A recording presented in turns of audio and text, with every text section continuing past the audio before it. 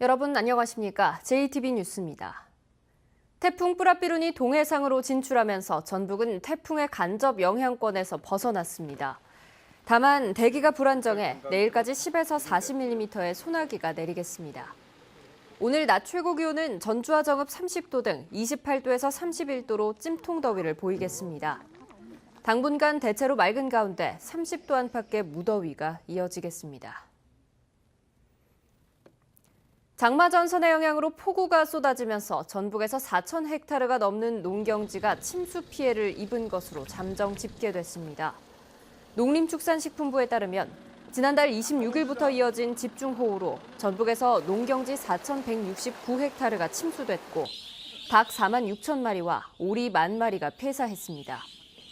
농식품부는 정확한 피해 조사 결과가 나오는 대로 복구비와 경영안정자금 등을 신속하게 지원하기로 했습니다.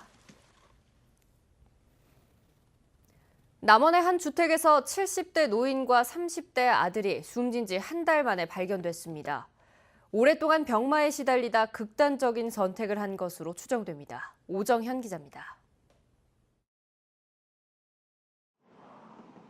71살 권모 씨와 37살 아들이 숨진 채 발견된 건 어제 오후 1시 10분쯤. 가끔 부자를 찾았던 사회복지사는 한동안 굳게 잠겨 대답 없는 문이 불안했습니다. 6월에도 통화가 안 돼가지고 이제 여름철이니까 냉방기 용품 지원하고 의료 지원 쪽으로 연계를 해드리려고 이제 상담차 이제 오늘 방문을 했어요. 좀 느낌이 좀 안 좋아가지고 경찰에 이제 저희가 신고를 했어요. 이들은 결국 한 달 만에 차가운 시신으로 발견됐습니다. 이들 곁에는 번개탄을 태운 흔적이 있었지만 유서는 발견되지 않았습니다. 아버지 권 씨는 이곳에서 15년이 넘도록 거주했지만 이웃들과 자주 교류하진 않았던 것으로 알려졌습니다. 오랜 투병 생활 탓인 것으로 추정됩니다. 10년 전부터 노인성 질환으로 건강치 못했던 아버지 권 씨는 4년 전부터는 대장암과 싸워왔고 아들 또한 폐질환과 우울증을 앓아왔던 것으로 알려졌습니다. 이들은 80만 원가량의 기초생활수급비로 생활해왔습니다. 아픈 뒤로는 못 봤어요. 폐병에 걸려갖고 아픈 게 맨날 집에서 어디 나가지도 않아요. 나가지도 않고. 이웃 주민하고 왕래는? 없죠. 우리들 왕래 없어. 경찰은 목격자와 주민 등을 상대로 정확한 사고 경위를 조사하고 있습니다. JTB 뉴스 오정현입니다.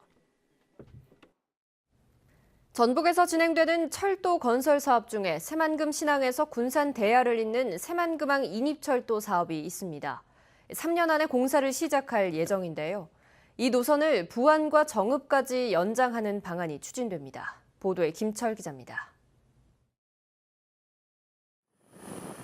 1조 원을 들여 2023년에 완공할 예정인 새만금 신항만 정부는 2021년부터 6천억 원을 들여 이곳에서 군산 대야를 잇는 철도를 건설할 계획입니다.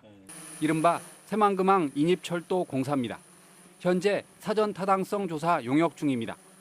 용역에서 눈에 띄는 것은 노선을 부안 쪽 새만금 홍보관까지 연장하는 방안이 검토되고 있다는 겁니다. 전라북도와 부안군의 요구를 정부가 받아들인 결과입니다. 국토부가 새만금항 인입철도 사전 타당성 용역을 진행하고 있습니다. 그 용역 과정에 새만금 홍보관까지 연장 여부를 포함해서 진행하게 될 것입니다. 부안군과 정읍시는 더 나아가 새만금 홍보관에서 부안 읍내를 거쳐 정읍역까지 연결하는 노선 연장을 정부에 건의하고 있습니다. 이렇게 되면 군산과 새만금, 부안, 정읍이 철로로 한데 묶여 물류와 관광산업 활성화를 기대할 수 있게 됩니다. 부안읍을 거쳐 정읍역까지 연장된다면 부안군은 하늘길, 땅길, 바닷길이 모두 열려 관광도시뿐만 아니라 물류 중심 도시로서 성장하는 계기가 될 것입니다. 정부는 제3차 국가철도망 구축 계획을 2021년까지 수정 보완할 예정이어서 새만금항 인입철도의 연장 여부가 주목받고 있습니다. JTB 뉴스 김철우입니다. 현대중공업 군산조선소 가동이 중단된 지 꼭 1년이 지났습니다. 그동안 많은 협력업체가 문을 닫고 근로자가 떠나면서 조선업 생태계는 거의 붕괴됐는데요.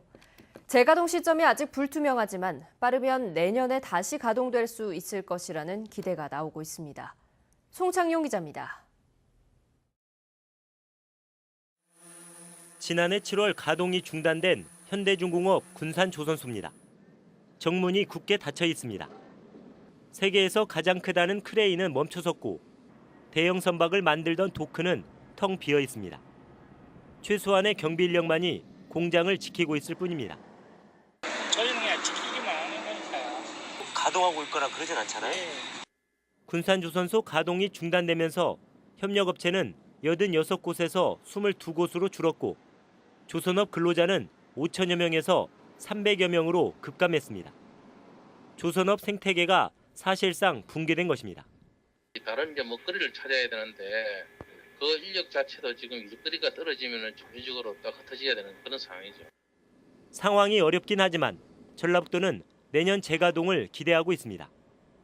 세계 조선업이 회복세에 접어들었고 정부가 해운재건 5개년 계획을 시행하면서 현대중공업 수주 물량이 다시 증가하고 있기 때문입니다.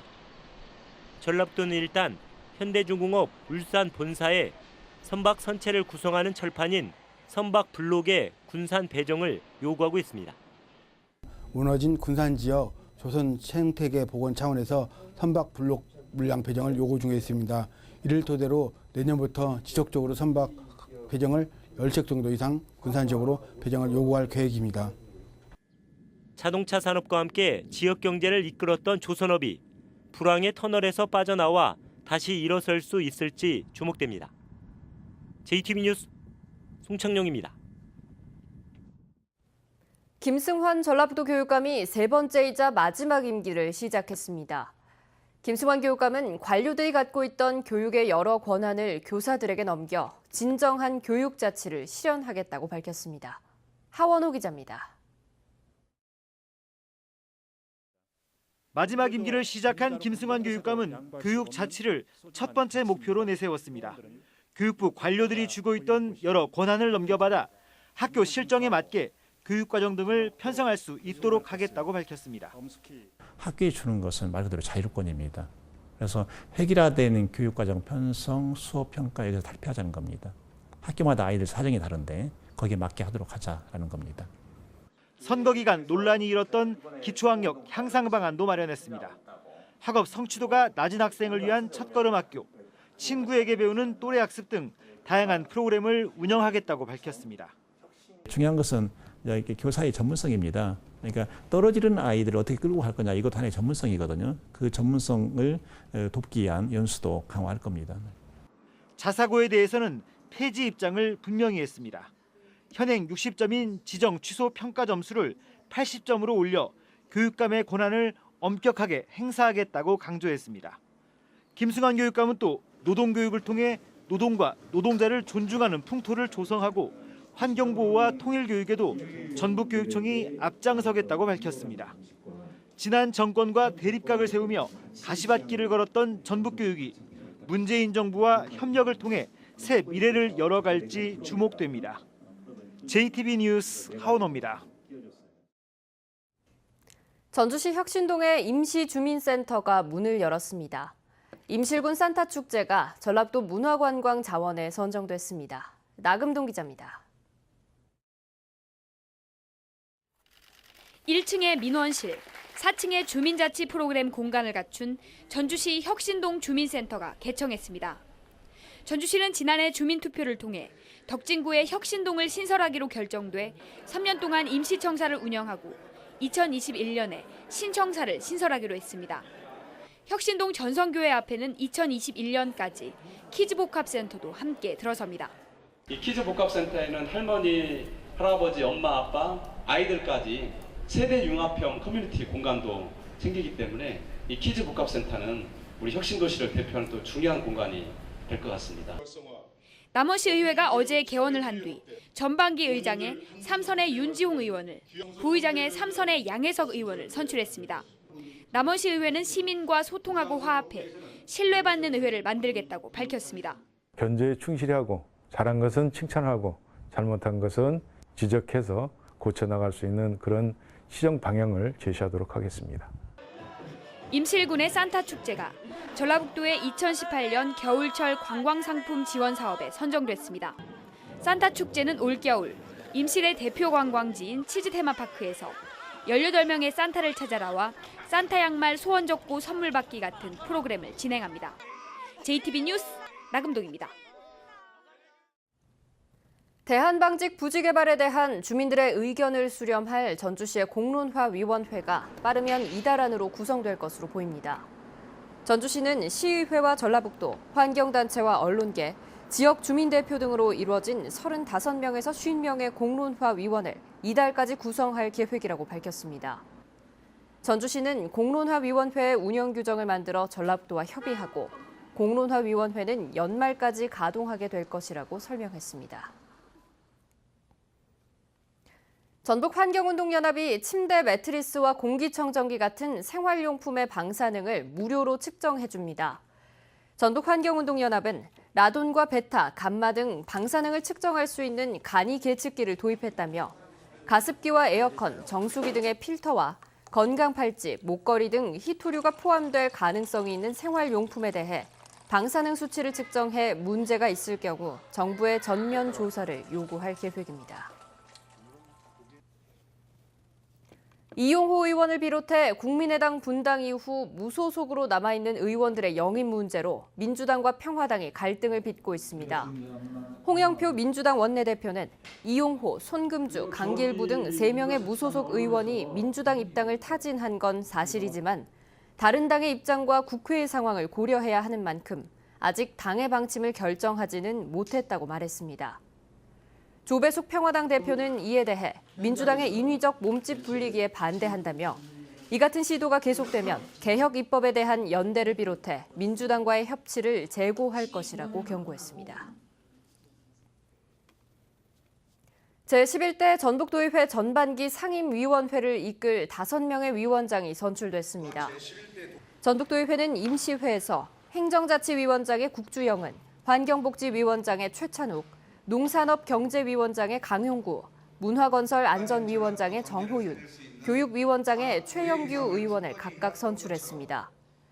도의회는 오늘 운영위원장을 끝으로 원구성을 마무리할 계획입니다. 전주 모래내 시장과 전주 신중앙시장이 중소벤처기업부의 올해 특성화 시장 육성 사업에 선정됐습니다. 전주시는 2년 동안 두 시장에 각각 최대 8억 6천만 원이 지원돼 모래내 치맥가맥 축제, 추억의 포차거리 등의 사업이 추진된다고 밝혔습니다. 전주시는 하반기에는 남부시장, 모래내시장, 신중앙시장에 화재 알림시설 설치 사업을 추진할 계획입니다. 대기오염물질과 산업폐수를 불법 배출해온 도내 업체들이 무더기로 적발됐습니다.